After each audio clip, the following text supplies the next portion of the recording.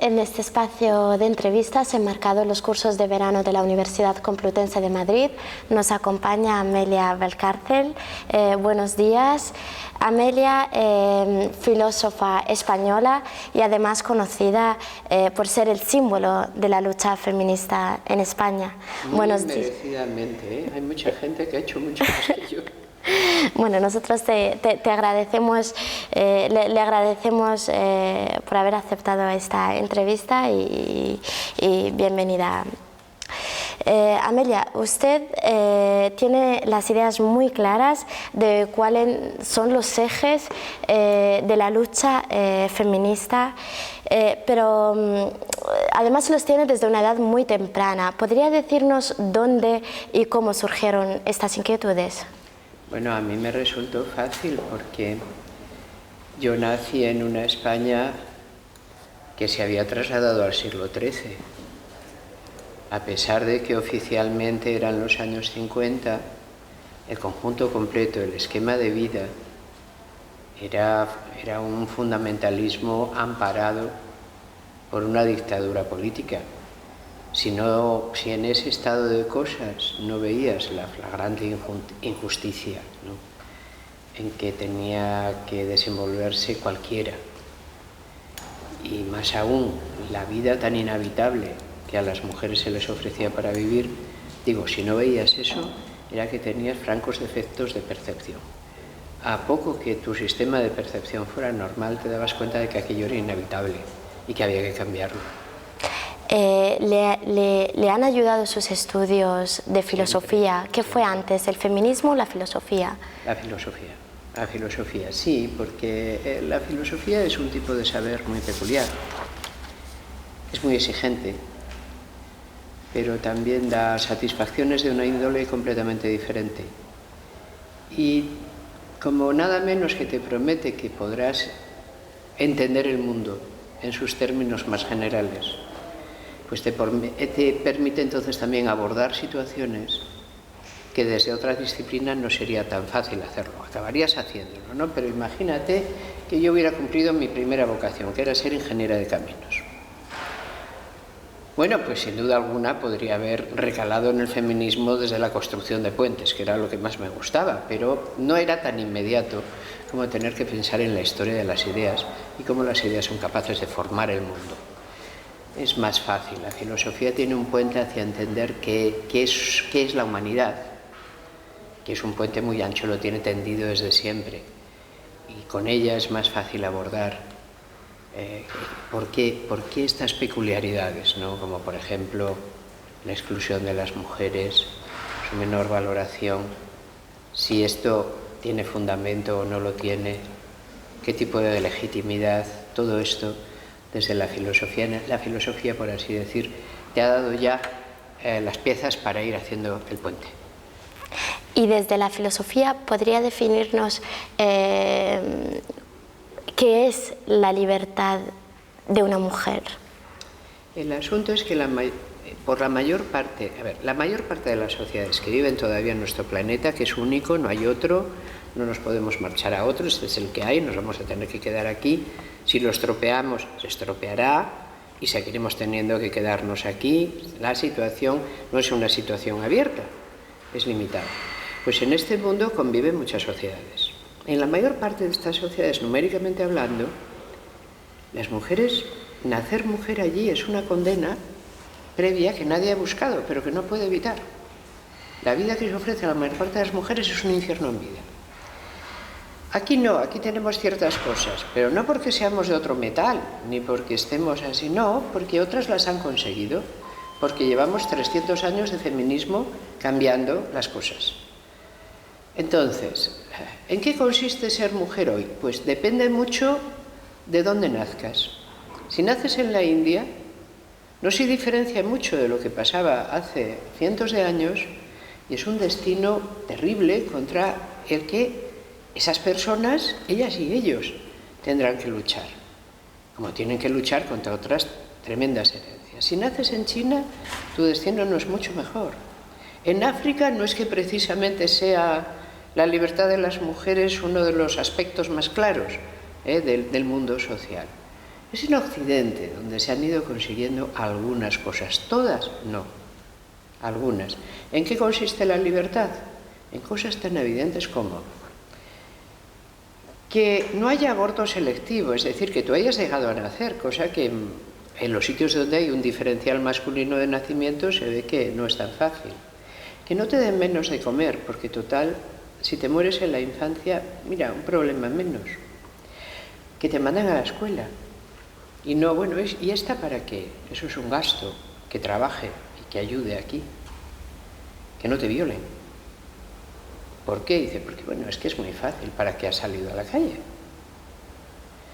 Que no te maten, que no te casen sin preguntarte. Hay las libertades elementales y mínimas, en muchísimos lugares del planeta no están aseguradas para las mujeres. Todo esto les puede pasar. Y mucho menos en las sociedades árabes. ¿Qué opinas sobre la mujer árabe musulmana? Pues depende. Es decir, porque en sociedades musulmanas hay varias. Y es distinto el Magreb, por una parte, que Persia, Irán, que Indonesia, que Arabia Saudita y los Emiratos, que las repúblicas musulmanas de la Unión Soviética. Digamos que hay una forma religiosa que es común, que sus textos no ayudan especialmente a vindicar la libertad de las mujeres, pero es que ninguna religión se ha especializado en esto. Las religiones son fuerzas enormes, poderosísimas, pero inertes de la sociedad, mediante las cuales las sociedades mantienen lo que son. Nunca son fuerzas de avanzada. ¿Qué pasa? Pues que hay religiones y religiones, hay formas religiosas más o menos duras. El hinduismo, por ejemplo, es tremendo para las mujeres. Ya consideran que el hecho de que hayas nacido ya es un error. Es que tú te portaste mal, porque si no, en tu última vida, y tu karma era muy malo, porque si no habrías nacido varón. Ya simplemente el hecho de que existas prueba tu mala índole, anterior por lo menos. Y lo que tienes que hacer es pasarte la vida obedeciendo a múltiples normas, a cual más onerosa, a fin de que cuando te mueras, con un poco de suerte, te reencarnes en varón. No está mal, como interpretación. El Islam no llega a ser tan opresivo, pero obviamente el fundamentalismo islámico es lo peor que les puede estar pasando en este momento a las mujeres musulmanas. ¿Y cree que somos las mismas mujeres en mantener este germen machista en nuestra misma concepción? O sea, no, ¿tenemos una parte de responsabilidad? Sí, pero pequeña. La parte de responsabilidad mayor siempre la tiene el que propicia algo o al que en una situación determinada que es injusta le va bien con la injusticia, es decir, sale ganando. Sin embargo, estamos hablando de un sistema de valores. Un sistema de valores nunca funciona si solo se lo cree una parte de la sociedad. Para que un sistema de valores funcione, tanto aquel al que le viene bien como aquel que lo padece tienen que estar de acuerdo en que el sistema es bueno. Y eso sí pasa. Es decir, hay una gran cantidad de varones que no ven que fuera necesario realizar cambios porque el mundo les resulta relativamente cómodo. Y hay una cierta cantidad de mujeres, no pequeña, que realmente no se cuestiona, dice, si esto fue así siempre, ¿y qué podría hacer yo para que esto cambiara de ninguna manera? Es decir, tiene que haber un cierto sustrato de rebeldía, porque donde no hay rebeldía, entonces es peor, hay resentimiento. Es decir, alguien padece una situación como algo que ha de padecer y eso le va creando simplemente amargura y de ahí no sale ninguna libertad. La libertad nace de la rebeldía y la rebeldía no se produce si no piensas, ¿sabes qué? Voy a acabar ganando. Voy a acabar ganando porque tengo razón y lo intentaré todas las veces que sea necesario. Y muchas mujeres en el mundo entero, incluidos esos sitios horribles de los que hemos citado, cada día ganan un infinitésimo de libertad, una cosa casi inapreciable. Pero la ganan y eso es lo importante. Ganar cada día el pequeño infinitésimo, porque el día a día te ponen los retos desde que te despiertas. Retos a veces muy pequeños, de una pequeña escasez de libertad, de una cierta falta de respeto, de Bien, pero colecciona todo eso y vuélvelo parte de una acción política consensuada que afecta a muchas más personas y que tiene que llevar adelante una agenda de libertades. Y entonces tendrás algo. ¿Y cree que en España nos encontramos ante esta rebeldía en las mujeres? ¿Podríamos considerar la sociedad española una sociedad machista? Lo fue mucho más que lo es. No es que esto sea precisamente el paraíso, pero fue mucho más que lo es. Y en cuanto a eso, verá, hace como un año, uno de los ministros de nuestro actual gobierno conservador quiso limitar de un modo bastante severo las libertades de las mujeres de llevar adelante un embarazo.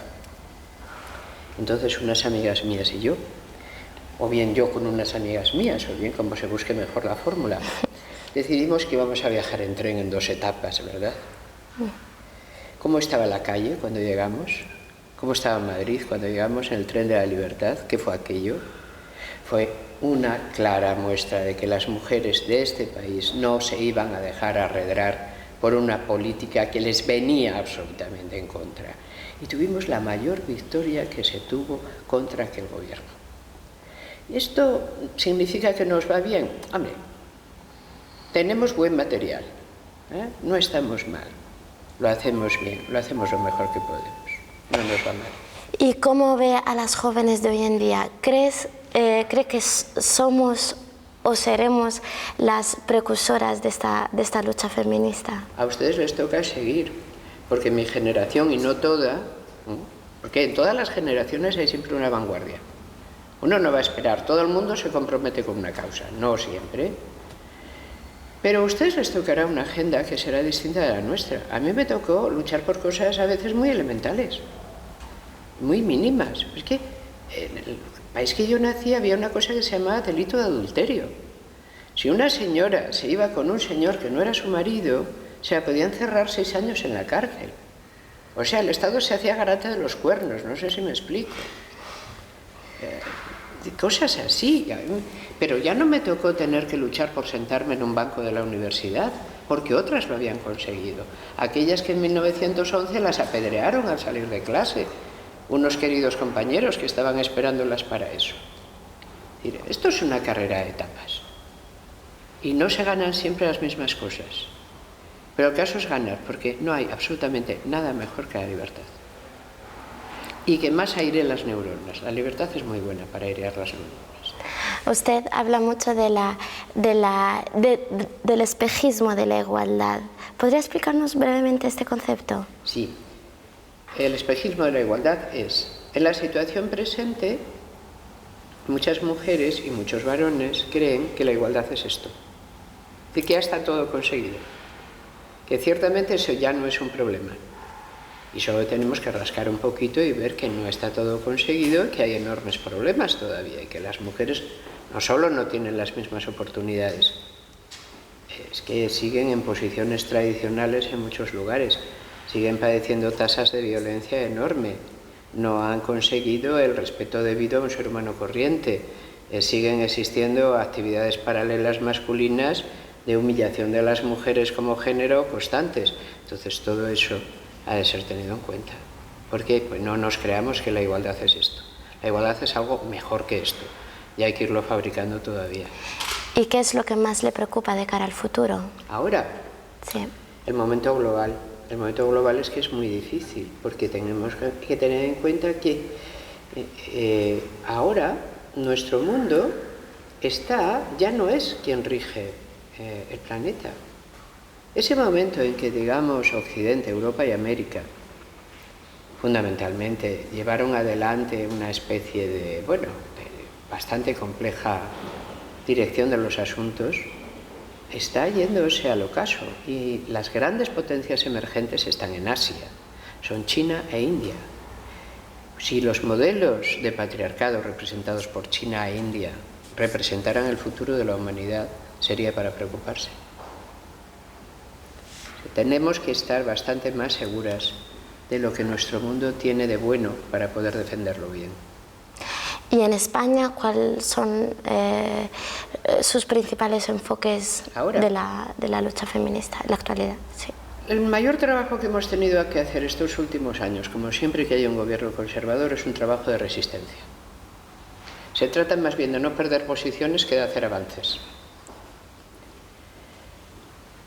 Si esto se mantiene, habría que llegar a ciertos consensos. Por ejemplo, a la paridad en muchos ámbitos. A la paridad política. No puede seguir sucediendo que alguien pueda nombrar un gobierno prácticamente masculino cuando tenemos una ley de igualdad, pongamos por caso. Porque entonces tendríamos que creer que claro, es que las mujeres son insuficientes, no saben hacer las cosas, y yo no me quiero creer semejante cosa, porque no es verdad, pura y simplemente. Necesitamos paridad en el ámbito de la creatividad, necesitamos paridad en la opinión, necesitamos paridad en el poder económico, en el poder empresarial, incluso en las instancias religiosas. Hay muchos lugares de los cuales las mujeres están excluidas y donde, sin embargo, por preparación, por ambición, incluso por vocación y sobre todo porque saben, pueden estar, deben estar. Bueno, Amelia, esto es todo. Muchísimas gracias y bienvenida una vez más. Un gusto, gracias.